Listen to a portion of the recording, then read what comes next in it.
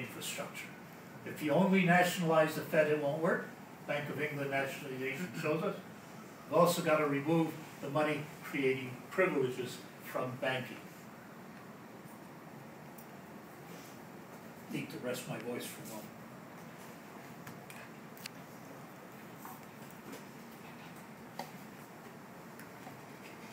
Suppose you just create greenbacks. Somebody called me up, some preacher in Virginia,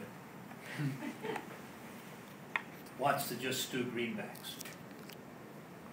Wants me to sign on to his plan that he's going to introduce in Congress.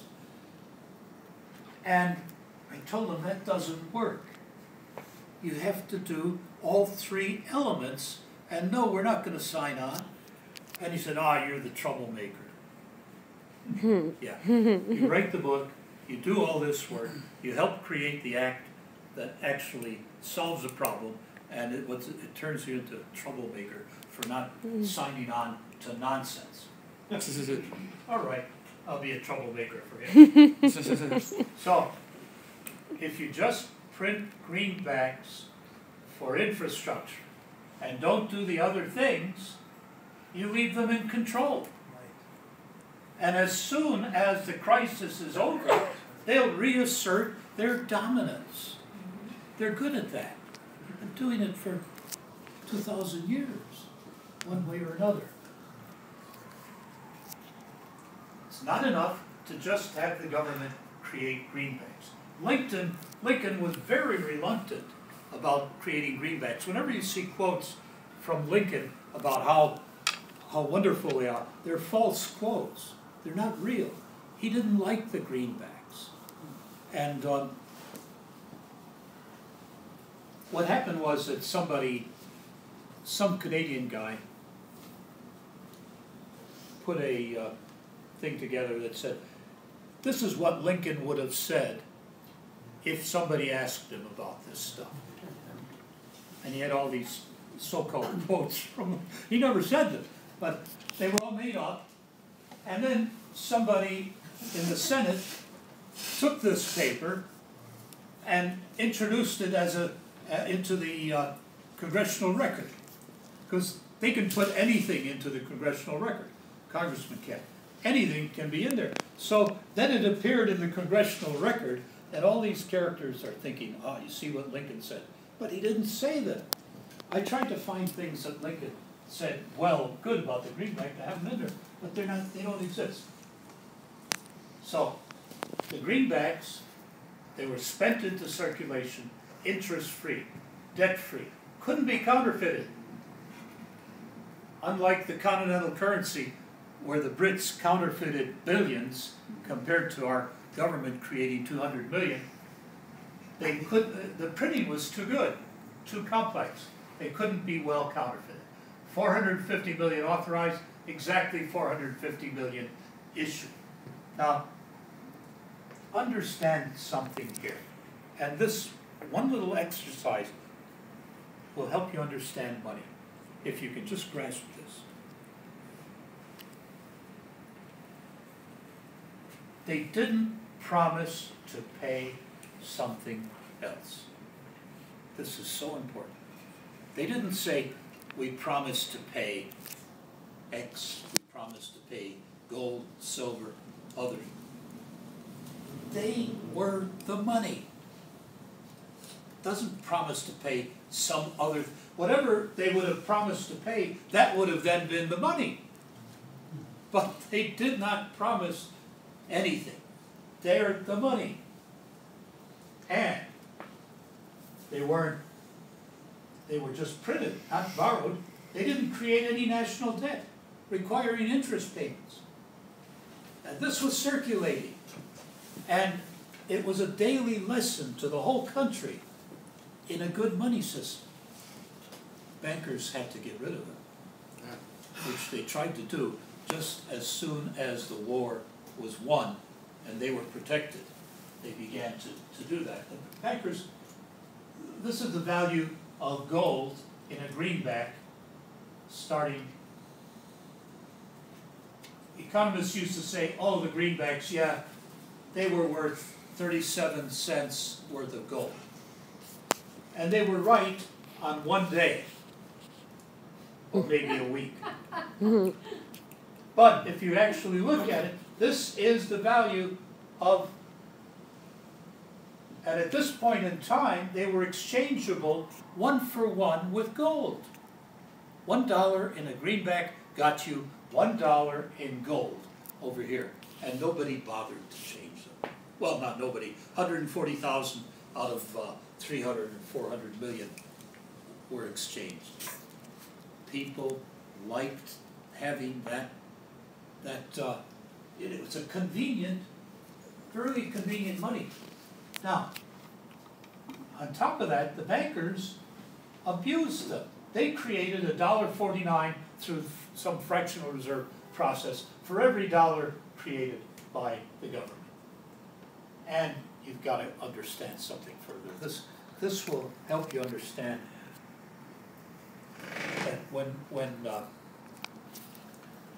people say, well, we don't have the power to do these things, we do have the power to do them. We have the power. This is what, the greenbacks, arguably best currency we ever had, and most of them went for this. Just imagine, if we use this power today with 2990, had they used it on roads, canals, bridges, schools, water supply, all the things that they need. Today, it's the same thing. Universal health care. We all need it. Education. Kids are being put into debt that will destroy them. You cannot have a country on that. It won't work. You've got to stop that. Now, that would be the effect, what I call greening the dollar, which the Green Party has approved, and which elements of the Greens are, I don't know the right word, torpedoing, defrauding. I'm not going to put up with that if I can do anything about it. All right. They were called the best currency a nation ever had. As soon as they had assured a northern victory, combination of bankers and in particular Calvinist religious sects began agitating. I told you the Anglicans have a really superior monetary history. Now you may think, well, the Jews have a bad history. And they do, but not as bad as the Calvinists. These were the worst. I'm sorry if you're Calvinist. No, I'm a Calvinist and I agree with you. Well, then you know about them. I certainly do. Most people don't. I know. Yeah, and they should. Now, my book has a chapter on Calvin. Not a chapter. He's in the chapter 7 on the religious problems. Anyway. All right. The Calvinists began agitating and have them taken out of circulation because they were providing that daily lesson. Bankers abuse them. We already talked about that. All right. Now, suppose you just nationalize the Fed and you just stop the banks from creating money. What's going to happen? It's not good. You will create the worst deflation and depression that we've ever had because you've taken away the ability of the banks to create money, but you haven't substituted in its place the government creation of money. You have to do that. And we know this, again, from experience. We have a historical example with my neighbor, Martin Van Buren, who's buried a few miles from our place in upstate New York and who probably visited our house at some time because it was a one-room schoolhouse back in his retirement days. And it's right on the road, a few miles from his retirement home. If he was on his horse driving by, he would have probably walked in and said hi to the kids, at the school. So Jackson and Van Buren acted to stop the second bank of the United States in the mid 1830s, really, and they removed government funds from the private second bank of the United States, refused to accept inconvertible state chartered bank paper. What they did for the institutions of their day, they did what steps 1 and 2 does today in the Kucinich bill. They created good guys, really good guys, but they created the worst depression ever in America up to that point in time. And Van Buren quickly had to create banknotes and start circulating, not banknotes, government notes, and start circulating. So we solved the problem, 3 actions. Federal Reserve's dismantled, county rules stop banks from creating money, Congress creates new U.S. money, spends it into circulation for infrastructure, healthcare, education, starting with the $2.2 trillion that the engineers tell us we must have for safety of our infrastructure. You need all 3. But it's not where the Need Act stops. The Need Act goes back. These things happen as a consequence, and they're incorporated in the Need Act. Do read it. Do read it. You see, these are from Section 5 of the Need Act, H.R. 2990. Pays off the national debt as it comes due.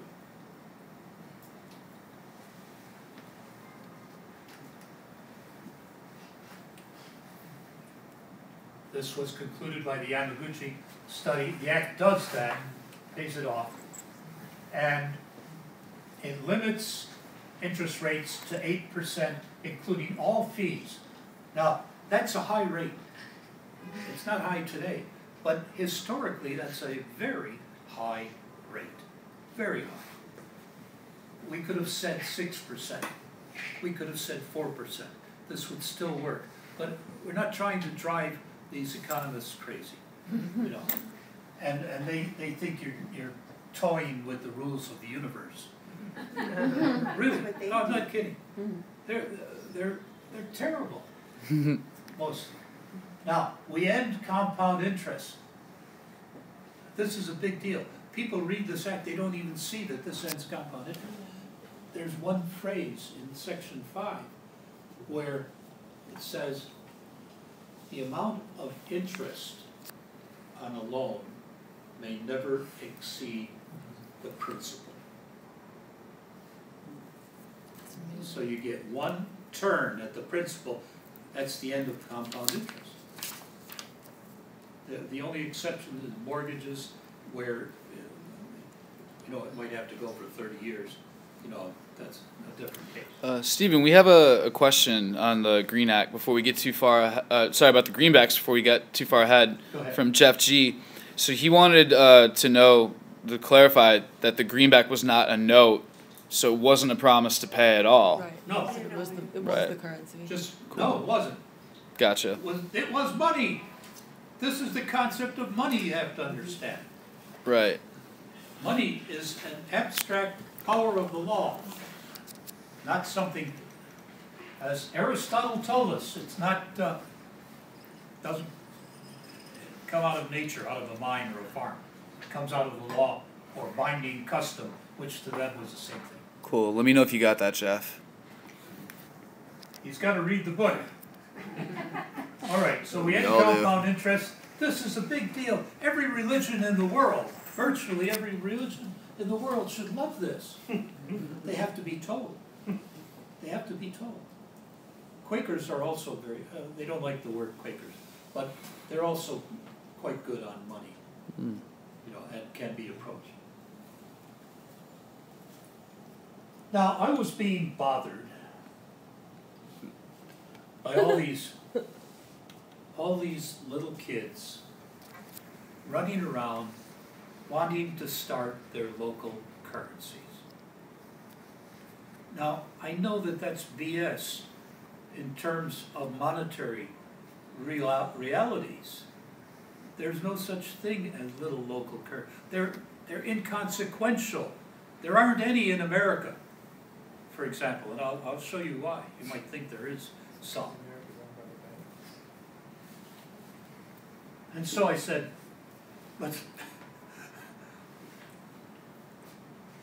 let's solve all this local currency crap,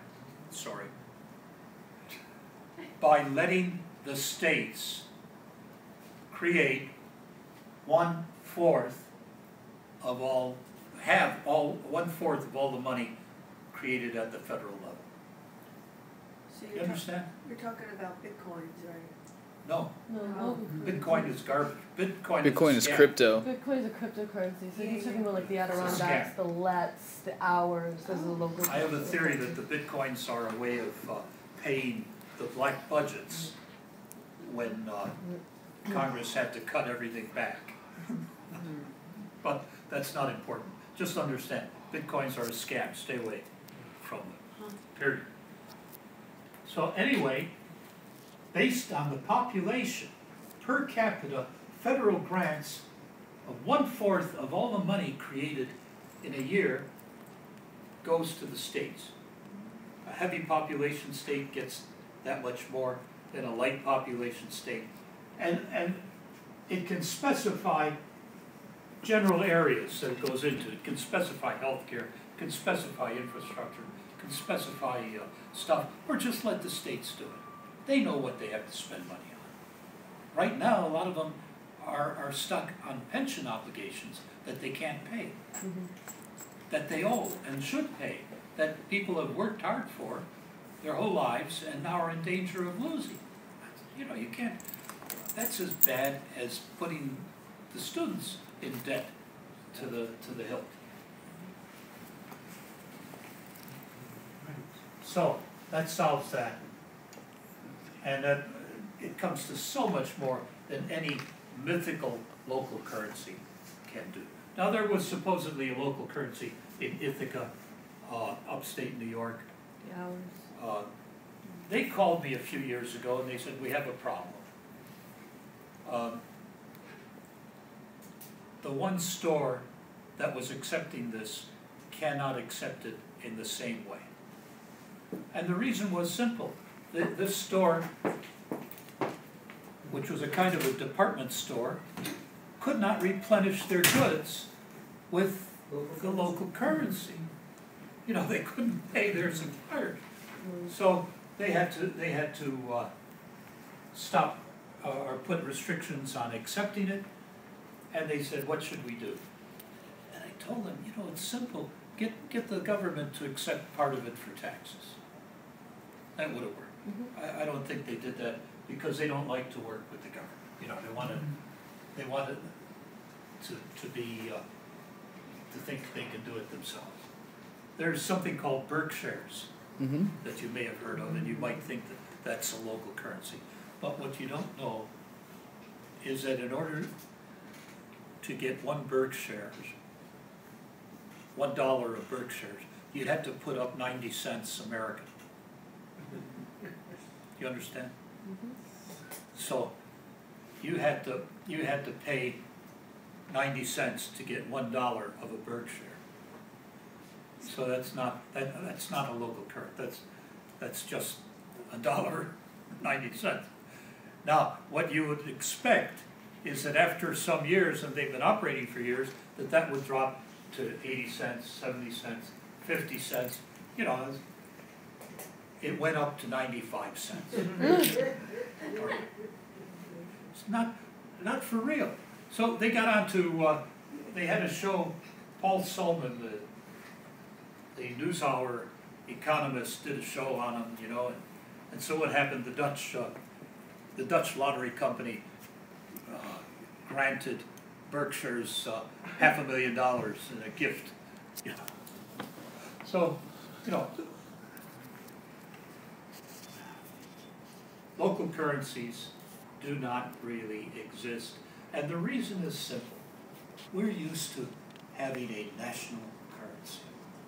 We like to be able to buy stuff in different states from people operating across the whole country, and the dollar does that. And you lose that ability with local currencies. Now, 2990 contains a tax-free dividend for every citizen living in America. And the argument was simple. What if instead of bailing out the banks, we bailed out the people? Imagine that. Gee, what a Now, concept. we don't know how much the banks were given because it wasn't all given. Some of it was loaned. And Bloomberg had to go to the Supreme Court to find out some of that. But what we do know is that even if it was a loan, if it's a loan at a time when everything's falling apart and stuff is dirt cheap, it has real value.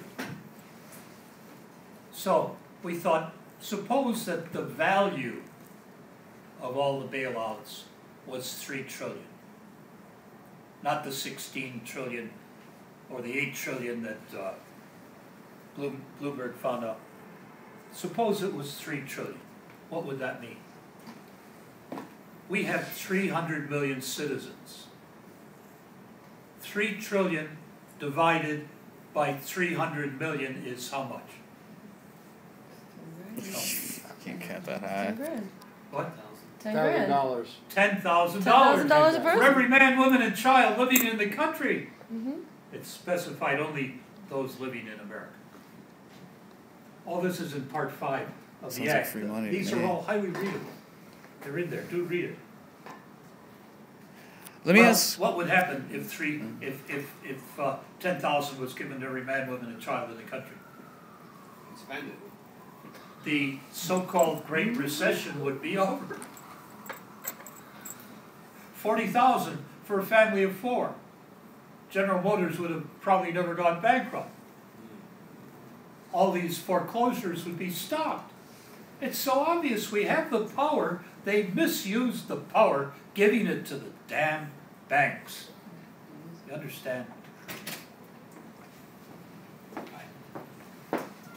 Stephen, could I ask you, would this be a good moment to ask your opinion on universal basic income and if the NEED Act could be a tool towards providing people with Do that universal... at the end, Yeah? if you would. All right. Thanks. Sure.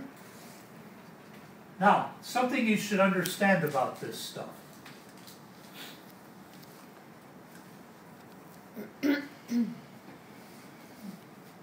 Pays off the national debt as it comes due. If necessary, by creating new money to do it, rather than rolling them over with new borrowing. That's doable. Yamaguchi's conclusion is that it's not inflationary. Mm-hmm. Limiting interest rates to 8%, any compound, we already went into enough detail on that. We went into enough detail on this.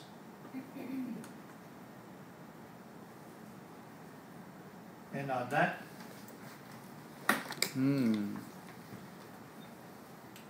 what did I, okay. That's it. That's it, folks.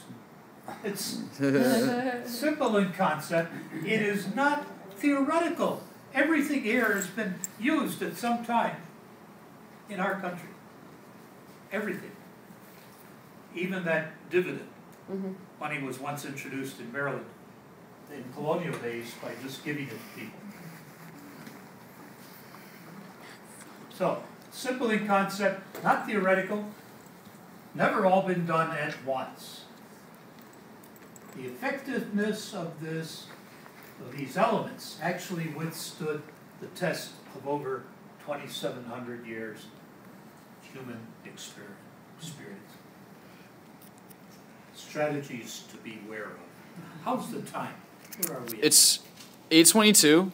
Oh. We have this space until no later than 9:30. I figured we should probably start to wind down around 9 Sure. at the latest. Okay. Strategies to beware of. Watch out when you see this stuff, and you will see them. You'll spot them. The Sun Tzu method. They'll assert you cannot win. You can't do this. Now, anybody read Sun Tzu, The Art of War? Every day. He's not kidding. Wall Street people have all read this book. You should know that. They think they're warriors, or maybe they realize. Hi. Welcome. So, what does Sun Tzu say about the best way to win a battle? Anybody remember? Win then fight. Pardon? Win then fight. Can't hear you.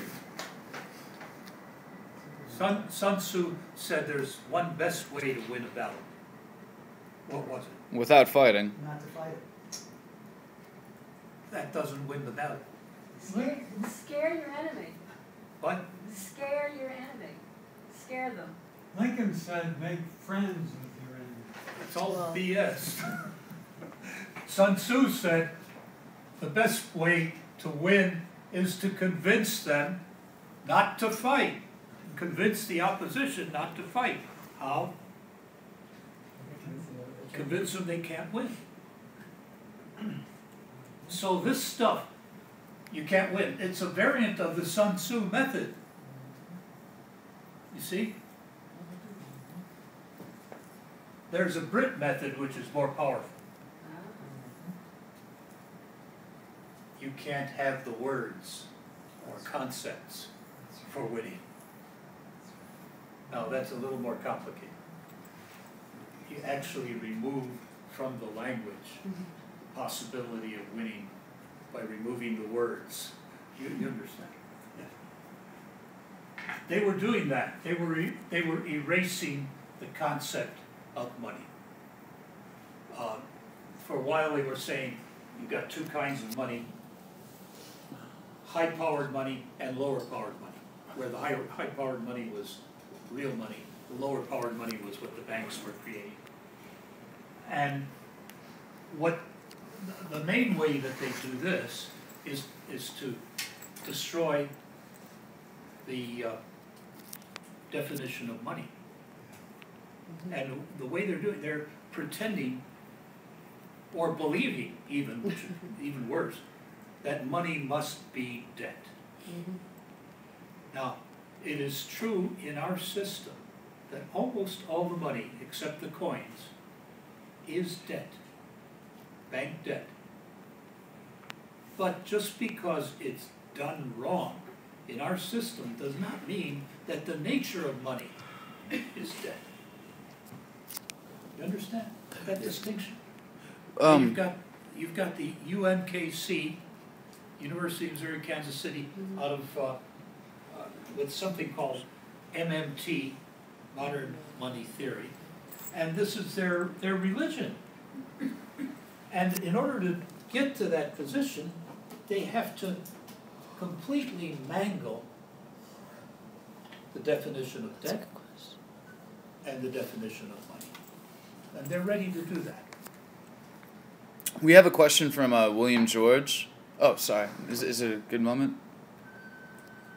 He's using a pseudonym anyway. Well, we know that, but Yeah. but you No, know. no. But with regard to paying off the national debt as it comes due, does this mean that the holders of Treasury notes will get new U.S. dollars for the face value of their notes?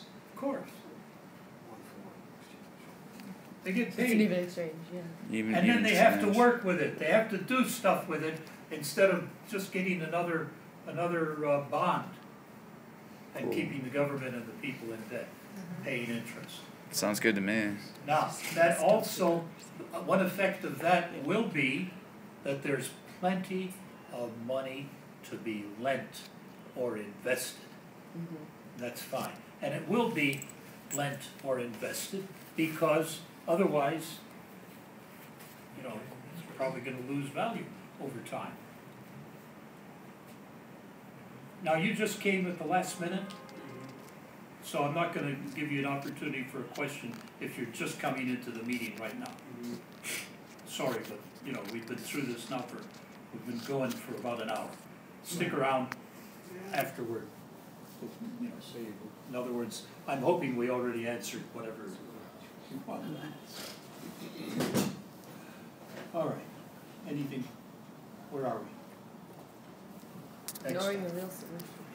You understand the Brit Method. So, an accurate diagnosis with a faulty solution. LaRouche already went into that. That's their game. Sometimes they'll be the only one putting out that accurate diagnosis way ahead of other people finding out. But this is always a part of what they're doing. Faulty solution. Another thing to watch out for, ignoring the real solution that is being discussed. And that occurs to us all the time. Yeah. The need act is always ignored. Yep. Why? It really solves the problem. Maybe that's why. I don't know. I can't. Exactly. Then people won't have It seems to me like if the police ever succeed in eradicating crime, they would lose their jobs. Like, they wouldn't have anything to do anymore. If certain people actually, if the economy got better, certain people who have created jobs for themselves to make things better would be out of business. Mostly bankers No are putting comment. propaganda out there. Mostly Pardon? bankers. The banking industry are putting all the false information out there through the media, through the politicians they pay. I wouldn't go for the police. I mean, they're just paycheck people. He was just using it as an example. That was just an analogy.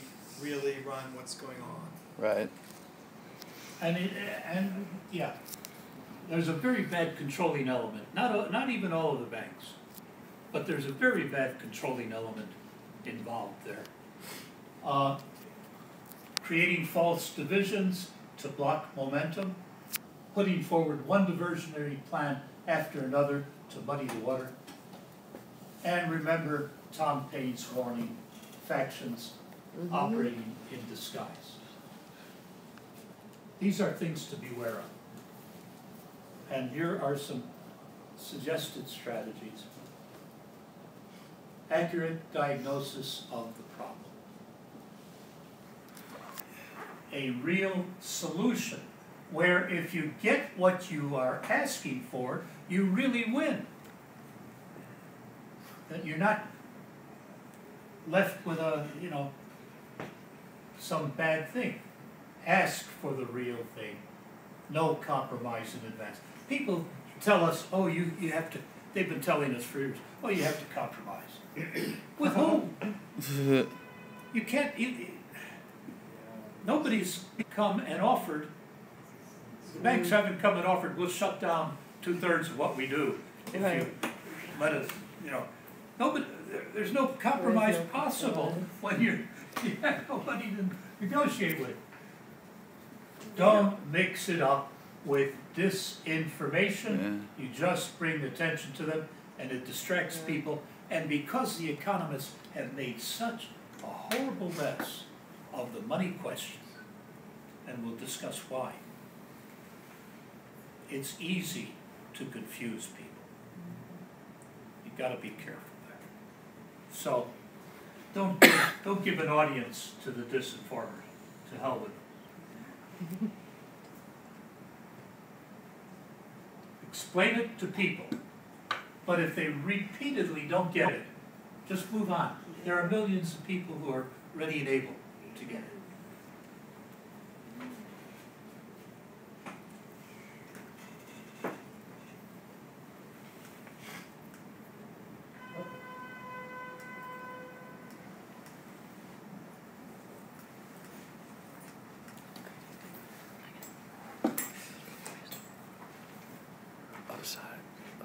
Yes.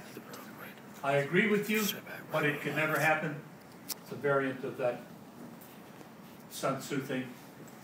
Now, that is a self-fulfilling attitude.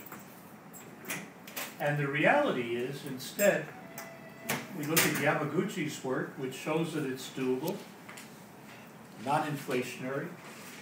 Kumhoff's work, which shows that it's much better than what we have. And these are important people. Huber's work, which takes apart the MMT, it's all debt nonsense, and he does it just brilliantly. Huber is speaking at our conference this year, and he's really the top monetary reformer from Germany. Steve Keen, who's pretty well known, he wrote the book Debunking Economics, and he says it works. But now, two things have happened just in the past month. The Bank of England has come out with a paper, and you can find these at our website. They're there now, or they soon will be. The Bank of England's paper said the monetary reformers are correct. Banks create money out of thin air. They don't even have reserves when they do it. Now, how can that be? Well, we were told by a guy who worked for Barclays many years ago, 7, 8 years ago, many. We were told that that once the banks put money out there, create money and loan it out, that money, one way or another, can be borrowed back for their reserves. You understand? That sounds crazy, right? It is crazy. But that's what the Bank of England admitted happens. And further, they said all of the economic textbooks are wrong. The picture that's given in the textbook is simply false. Now, the problem is, on monetary questions, economists were educated by those things. So their monetary knowledge is horrible. And that's part of the problem that's afflicted humanity.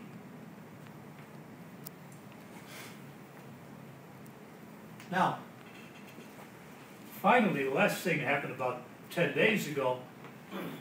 Martin Wolf, he's a major financial writer for the Financial Times in London. And he wrote, the headline of what he wrote, "Strip Banks of Their Money Creation Power." And his article understands and takes recognition of the Bank of England's admission. And he's saying, strip banks. Well, this is part of the Need Act. So, it can never happen is BS. It's happening. The people saying this, they're the problem. They're the ones dragging the process. Tell them. And it doesn't matter if they're running for governor or what. They're the problem.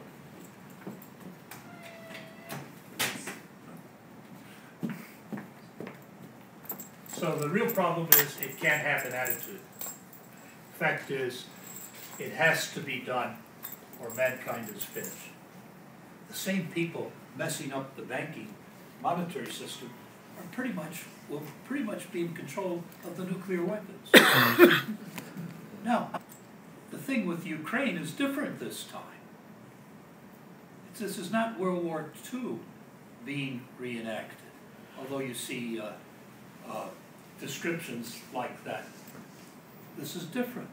Russia's got 10,000 nuclear weapons.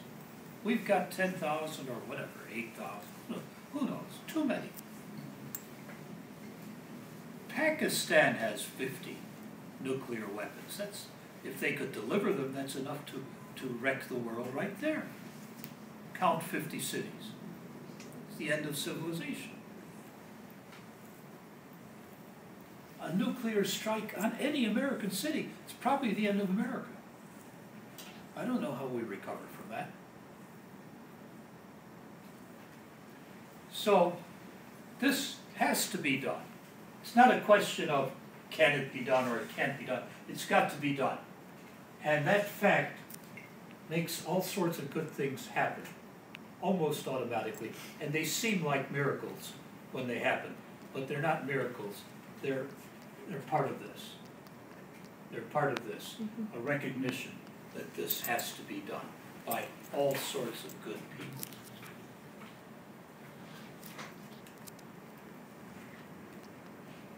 These are not real things for you to worry about unless you... So you're invited to become active. The American Monetary Institute, 6 ways. Support this through your national and local representatives. HR 2990. We're going to have a section on our website of congressional candidates who are saying that they would introduce HR 2990. There's some of them already saying that. Yes. See. So that'll be there at the website. We're talking to these people all the time. We're working with unions so that when we have no power with, we talk with a congressman and we tell them we'd like you to support this. You know, so what? But if you're there and you can tell him the Chicago Teachers Union has endorsed this, that's 30,000 members, or NYSUT, the lady who just got elected president of that in the last few weeks, has said she wants to be very aggressive. Suppose they support you. Then you're not there alone with the congressperson. You're there representing the country in a way. And so that's what we need to do. We've got, at the homepage, there's all sorts of forms that you can use. Get local groups to pass resolutions supporting HR 2990. Whether they're unions or whatever the group is. Help Harrison and Lorna in their demonstration activities in the New York area. And I think that's about it. Oh, read the book. Yes, read it. You know, it took forever to write this book. And but it's really good. It's easy to read, by the way. It is. I've been reading it. It's a page turner. It's just, you have to see the whole picture, or you don't know, you know, like Harrison asked me, what did Mark say about this? You know, chapter 13. What did the theologians say about this? Chapter 7. You've got to be able to look and find that stuff to know the whole picture. Now, it doesn't have everything in it, but it's pretty close to that. Learn how monetary reform actually help achieve what's important to you. Attend our meetings around the country and here. Participate in our conference at the University Center each September. This year it's in October. Start a chapter.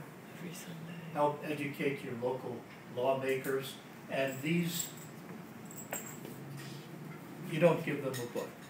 You get a book and read it. But these work for educating law. There's enough here. And the actual act is in here. Cool. They'll understand. They know what it takes to do something like this. It's not easy. Really not easy. I'd also like to just add Please contribute. that there is a Skype book club, so to speak. They're reading The Lost Science of Money in a Skype group every Sunday.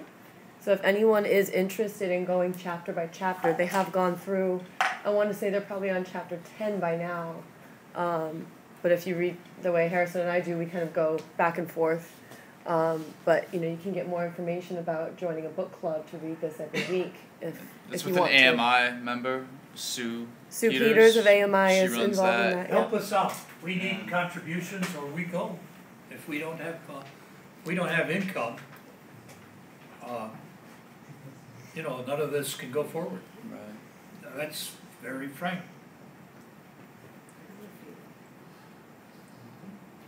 What else we have here? Oh, and Okay. Jeff on our live stream would like to tell you he's currently tackling Sadi's role of money, and actually so is Harrison. Yeah. But we'll be getting into your book next. Tell him to let me know when he gets to my book.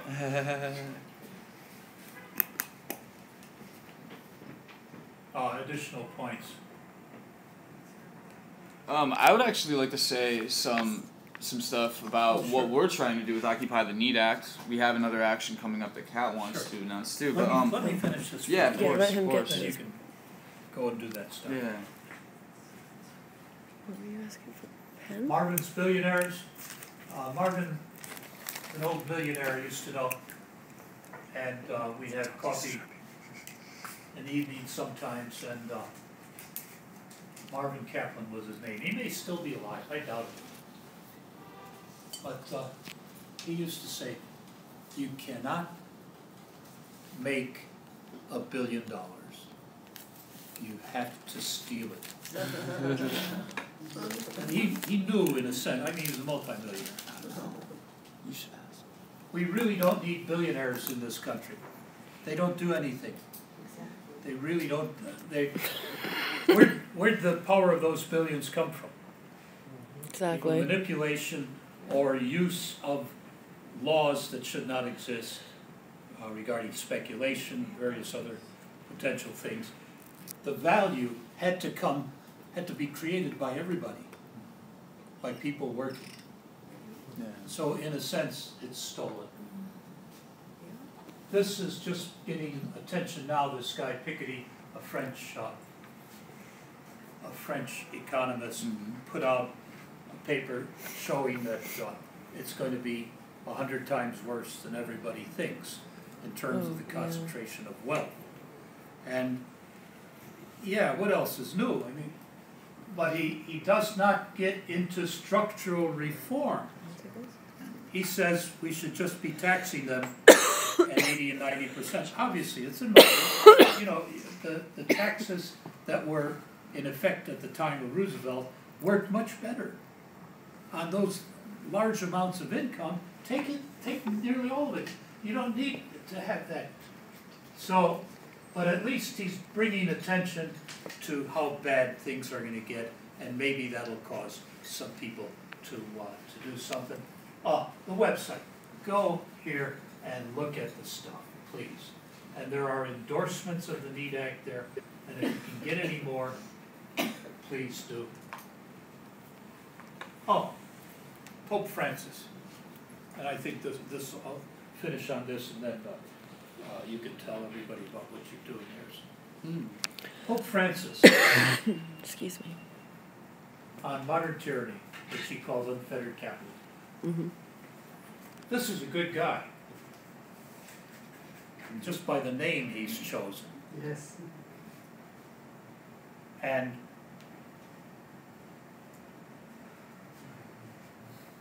basically, the Catholic Church used to be important during the time of the scholastics. I showed you 1100 to 1500, all those guys who understood Aristotle. And about 1600 or so, they pulled out. And it was connected with the discovery of America, I think, and with the theft at gunpoint of all the gold and silver that the South and Central American Indians had accumulated. They brought it back to Europe, and it increased the money supply by 400% in Europe, which reduced the value of money dramatically. But there was a renaissance of the North. Wealth began to be distributed. It really had very good effects, this murdering of all the Indians on Northern Europe. I think the church pulled out at that point because I think they thought maybe we're wrong. Maybe we're wrong about all this stuff, you know. And they didn't try to get back in until 1891 with Rerum Novarum from Pope Leo. But he had no bite in it. He said the rich should be kinder to their workers. Yeah, sure. But that's as far as it went. And then this guy, he got tough. Pope Pius XI in 1931, quadragesimo anno, 40 years after Rerum, he had real teeth. It's obvious not only is wealth concentrating our times, but an immense power despotic economic dictatorship is consolidated in the hands of the few. This dictatorship being mostly blah, blah, blah. All right. No one can breathe against their will. You don't see this discussed anywhere, do you? But he actually said all that stuff in 1931. That was before the Depression really had its full effect, which was closer in the mid-30s. So, and he recommended real legislative remedies, not real talk. But as I mentioned, they drifted off into World War II, and nothing happened here. But the Brits did make things happen, and I think we talked about that. I think that's partly because they're right there in London where the Bank of England was running its scams. So they were wiser about that.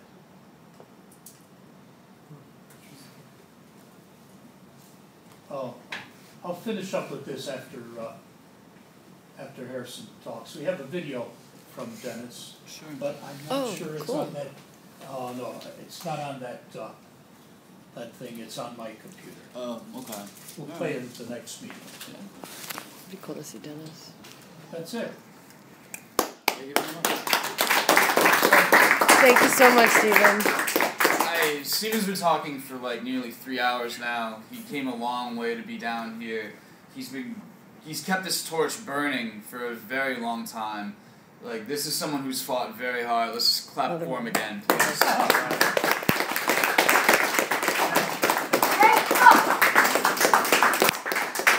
My name is Harrison Schultz, and I'm a community organizer with Occupy Wall Street. I got involved in the movement of August of 2011, and most of what I did was focus on how the movement spread digitally and in terms of the street.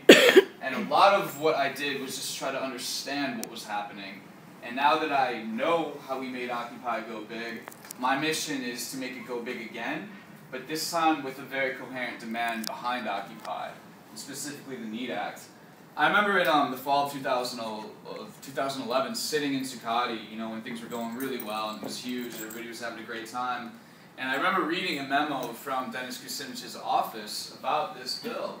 You know, he got it out and he was circulating, trying to talk to us about it. And like, even though I was very much against having official demands and very, you know, much against being co-opted into becoming the Democrats' version of the Tea Party or listening to what the labor union leaders or the MSNBC pundits wanted us to do, I still remember reading that bill and thinking like, okay, Kucinich is cool, and like, alright, like this is interesting, this sounds like something, and I could just kill myself right now for not like trying to make a bigger stink about this back then. But here we are now, and here we are in Occupy, and Occupy is not dead, contrary to what the mainstream media would like you to believe. It's still very much alive. It's in a very interesting place though. It's a smaller movement, but it's a leaner and meaner movement. The organizers who are still active and still actually doing something as opposed to just talking about what we should do, all more or less agree that it's time to start talking about official demands and about actually getting something done. And so my partner Lorna, myself, a few other folks, Nick Egnitz, another one of Stephen's colleagues, a lot of other people, we've been pushing this idea of occupying the NEED Act. We've been joining forces with other people who have bones to pick with the Fed, and we started a new group called the Federal Reserve Educational Coalition, with some folks who've been fighting the Fed for a very long time. I want to thank you guys also. The only reason I know about the Federal Reserve is because you guys were out there protesting it before we were. Thank you for passing on the torch as well. It's great to join with you all as well.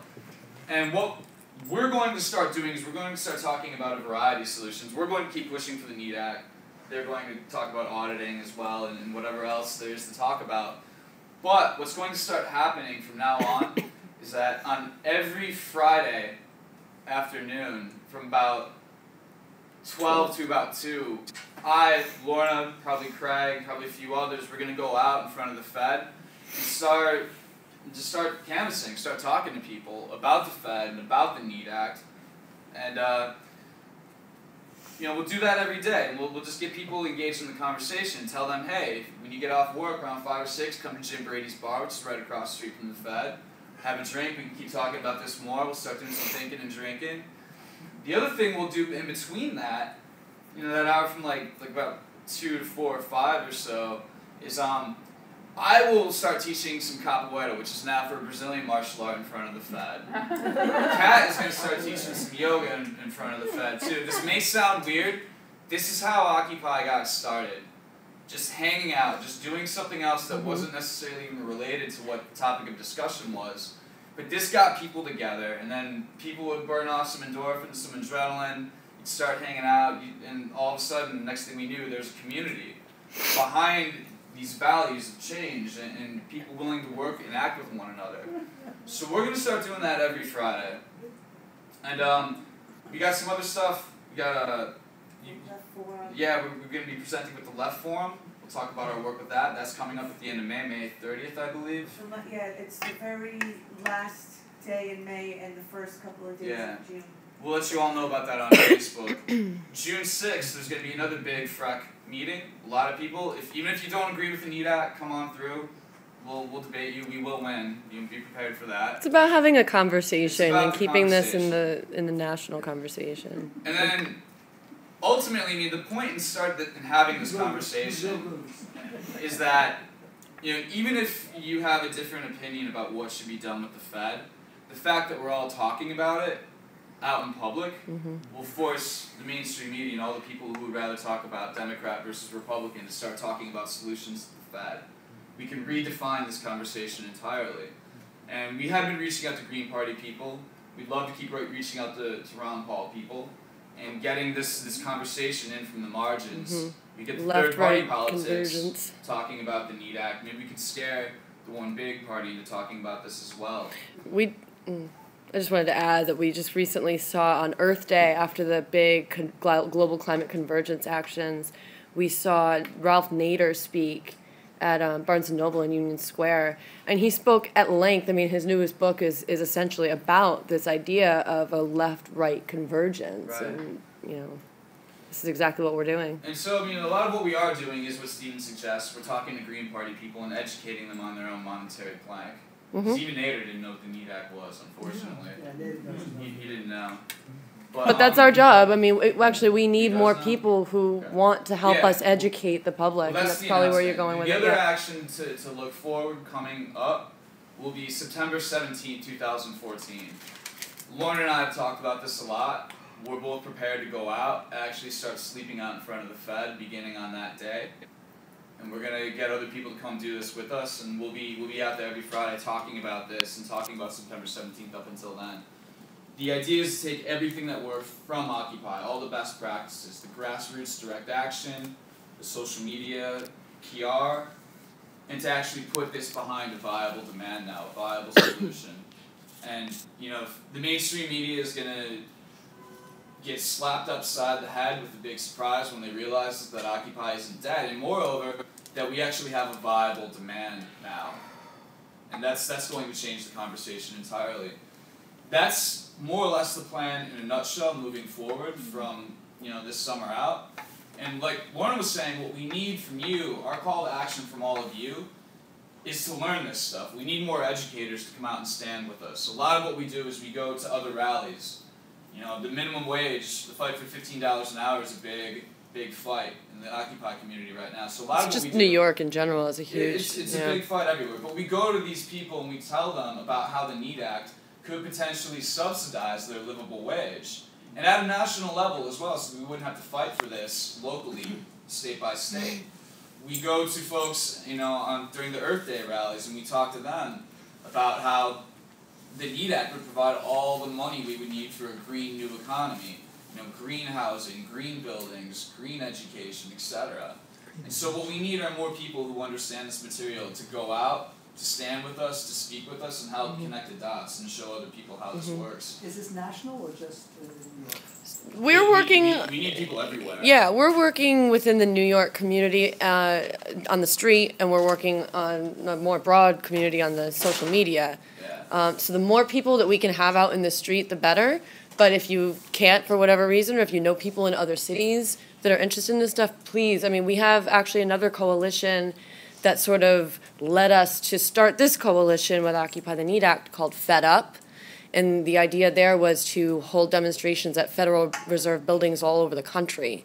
And we actually did for the centennial on December 23rd. We had occupations, so to speak, actions at all of the Fed buildings. And so if we have a coalition building of people who are not just educating in their community, but all across, in pockets all over the country, you know, the faster we can create a national conversation, the better. Best case scenario is that occupations pop up at every Federal Reserve branch come September 17th, and that they're all talking about this. This doesn't have to be the only thing we talk about, but it has to be at the top of the list. This has to be. This is a battering ram that breaks down the castle door, and then we can start raiding it and finding whatever we want. Mm-hmm. I was just gonna mention that we used to have, I think Dan Panzella made them, like the Bernanke bucks.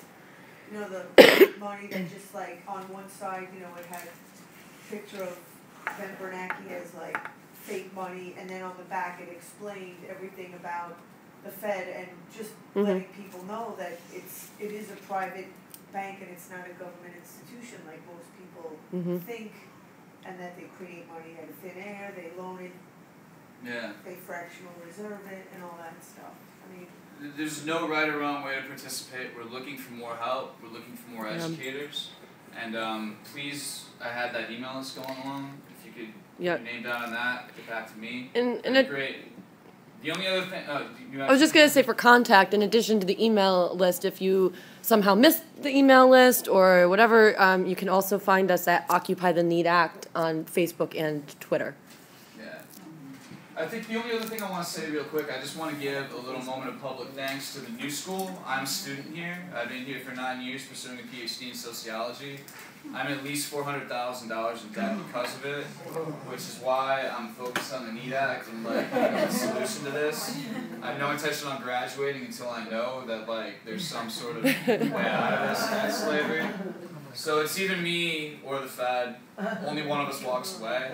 I'm all in. And the New School has always been a safe space for critical thought, and the New School is very good to us during the occupation of Zuccotti in 2011, and even though the business model is every bit as horrible as any other institution, I really want to thank my professor Jeff Goldfarb, who couldn't be here, the sociology secretary Dara Levendad, for helping us organize this. I'm sure we'll be back at the New School more often, and I gotta say, I think it's a really good fit for you to be here at this institution. You're truly a radical scholar, and I think the gods of the New School are very happy you're here. Thank you. And don't forget that Stephen will be speaking on behalf of the Henry George School. We'll be hosting Stephen 2 more times this week on Monday and Tuesday. So if you'd like to see him speak further, and he's also going to be speaking on Henry George's concept of money, not just the NEED Act. And please tell your friends that couldn't make it tonight to come out to that. Oh, What time is that? That's from 6:30 to 8:30, or is it 6 to 8? I apologize. 6:30 to 8:30, both Monday and Tuesday. And all of the further information about that is also on our Facebook page, Occupy the NEED Act. Very important, one more moment of your attention. We have a tradition of drinking after thinking here at the New School. And the place we usually go to, our bar is called Spain, and it's a tapas bar. So they have really good sangria, and the more you drink, they bring you free like potato wedges and frittata and stuff like that. It's a good place to hang out if you're broke. So if anyone wants to hang out, let's go there. And don't forget to come to the Fed next week. It's going to be our first time. We'll, be putting this thing on at the Fed. We're going to be at the Louis Nevelson Plaza. That's where we'll be, not on the sidewalk. Right, not on the sidewalk, at the park. We'll be there from 12 to 2, for sure. And then we'll probably be there in the after work hours, too, like 5-ish, 6-ish. But you can definitely find us there from 12 to 2.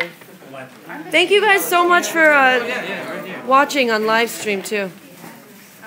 Everybody that... Please let me have the yellow cards so we can stay in touch. Yes, it is. Yeah, Parsons is the most famous part of the new school. Those were the Project Runway. Yeah, their main building is on 5th Avenue off 13th Street. Yeah, I was down there a Yeah. couple days ago. Yeah. Trying to get, I got a package trying to develop part of it. So I went to the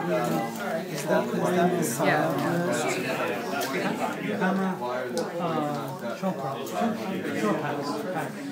He's head of the product design system. Trying to get some design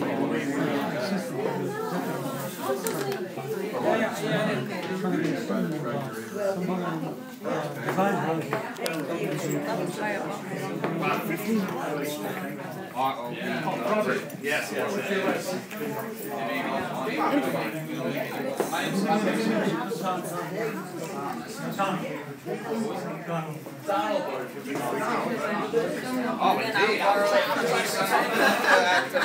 Houses, but I was like, you go to someone's house, it's kind of rude. You sit there like, it's kind of an I'm like, listen to Who's big comedians? I want to put a name to this face. Do we have big comedians? You're a big comedian. Okay, but it's nice. But it's no. But it's nice to finally meet him. I've been asking him, who is this person? They're giving us so much support. Yeah. How should we call you in person?